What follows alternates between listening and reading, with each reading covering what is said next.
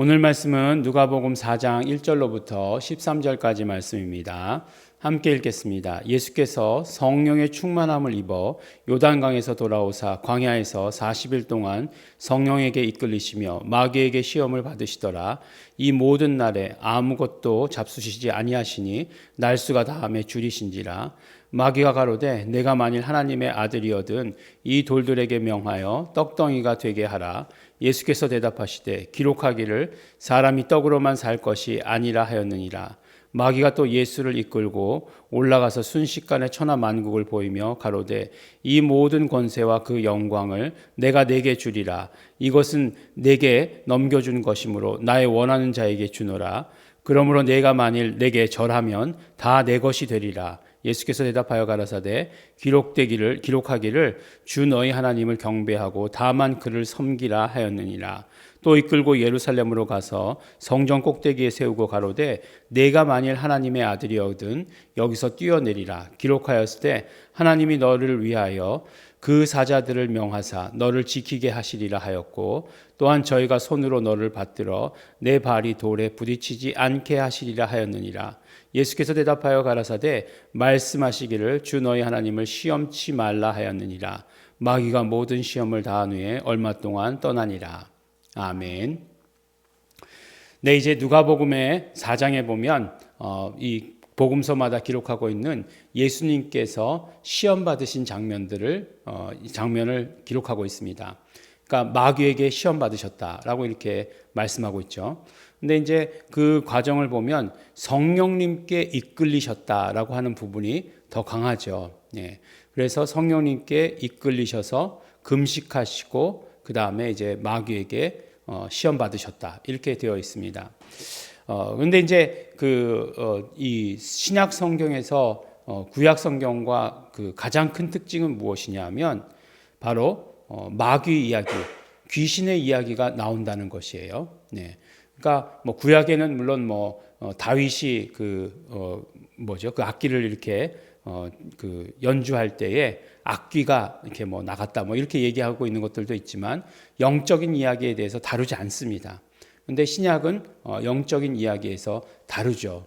그러니까 예수님을 보내시면서 어떤 하나님의 의도가 무엇이었는가 하는 사실에 대해서 명확하게 사실은 신약 성경이 이야기를 해주고 있죠.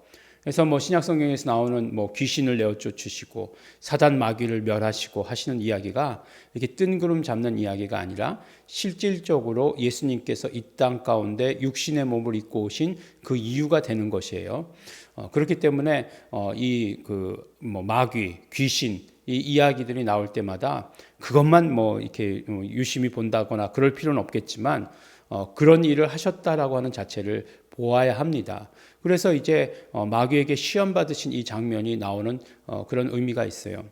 근데 이제 이 시험 받으신 거에 대해서 우리가 워낙 잘 알고 있습니다. 그래서 3번 시험을 받으셨죠. 40일간 줄이셨어요. 40일간 줄이셨으니까 그 다음에 제일 먼저 시험한 게 뭐죠? 돌들에게 명하여 떡덩이가 되게 하라라고 이렇게 얘기하고 있어요. 그러니까 내가 만일 하나님의 아들이거든 이렇게 얘기하고 있어요. 만일에 하나님의 아들이라고 한다면 이 돌덩이를 떡덩이가 되게 하라라고 이렇게 얘기하고 있습니다. 근데 40일 금식하고 떡 먹으면 죽어요. 예, 저는 그런 분들을 뵙지 못했지만 굉장히 위험하다고 합니다. 그러니까 물론 여기에서 떡이라고 해서 또 고지고대로 그 사람들이 떡이 있었던 건 아니겠죠. 어쨌든지 간에 먹을 걸로 만들라는 거죠. 돌덩이를 먹을 걸로 만들라는 거죠. 그랬더니 예수님께서 뭐라고 말씀하시죠? 기록하였을 때 사람이 떡으로만 살 것이 아니다. 예, 하나님의 입에서 나오는 말씀으로 살 것이니라 라고 이렇게 말씀하시잖아요. 그 부분 이게 바로 신명기 8장 3절 말씀을 인용한 거죠. 그리고 이제 첫 번째 시험은 이제 그렇게 해서 넘어갔어요. 예, 근데 두 번째 시험은 뭐냐면 천하 모든 권세와 영광을 그러니까 그 천하 만국을 보여주시면서 모든 권세와 영광을 내게 주겠다 이렇게 얘기하고 있어요. 그러니까 사실 이런 부분들을 보면 세상이 누구에게 속하였는가라고 하는 것은 금방 알 수 있는 거죠.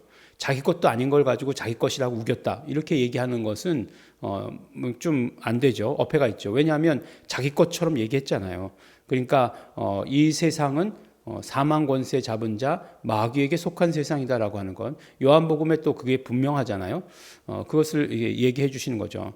그러니까 뭐라고 얘기합니까? 하나님의 아들이 만일 내게 절하면 다 내 것이 되리라 이렇게 얘기하는 거죠. 그러니까 또 예수님께서 뭐라고 말씀하십니까? 기록되었을 때라고 이렇게 얘기하는 거예요. 하나님의 말씀이다 라고 이렇게 말씀하시는 거죠.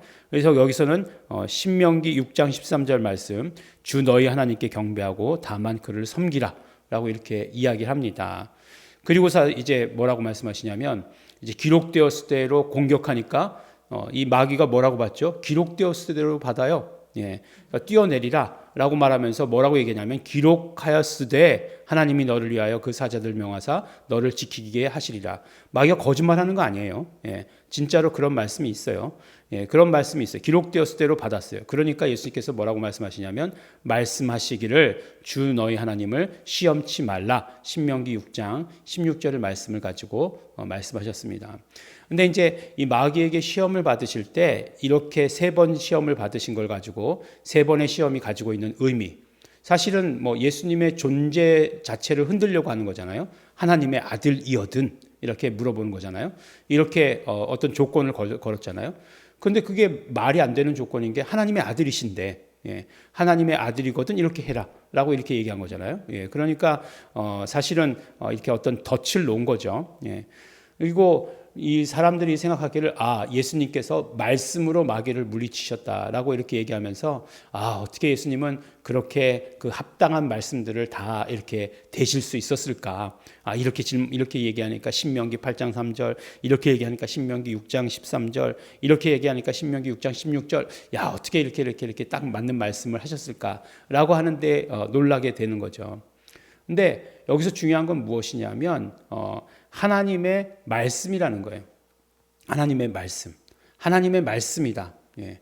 그러니까 이 마귀를 물리치는 것은 뭐 물론 거기에 맞는 말씀도 있고 거기에서 약간 뭐 빗나간 말씀도 있을지 모르겠지만, 그렇지만 마귀를 물리치는 건 뭐냐면 하나님의 말씀이다라고 하는 거예요. 정확한 말씀이면 더 좋겠다 이렇게 얘기할지 모르겠지만, 그것보다도 더 우선한 것은 무엇이냐면 하나님의 말씀이다라고 하는 거예요.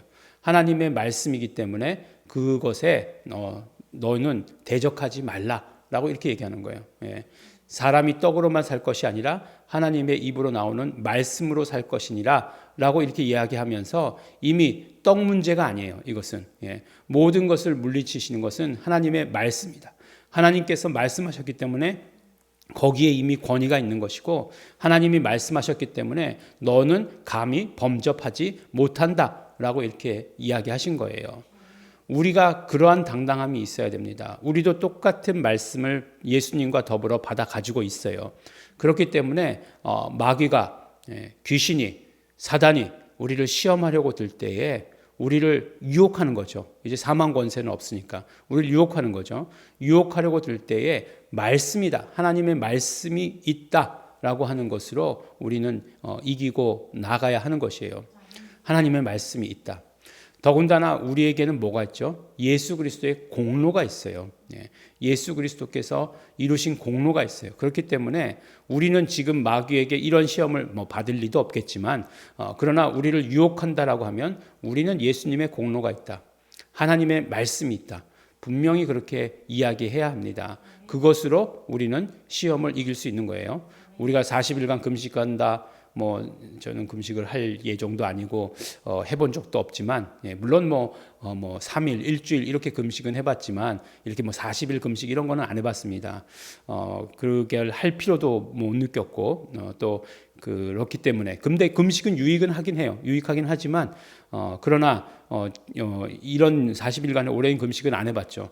그렇다고 해가지고 40일 금식하고 나온 사람들이 다 마귀에게 이런 시험을 받느냐, 또 그런 것도 아니에요.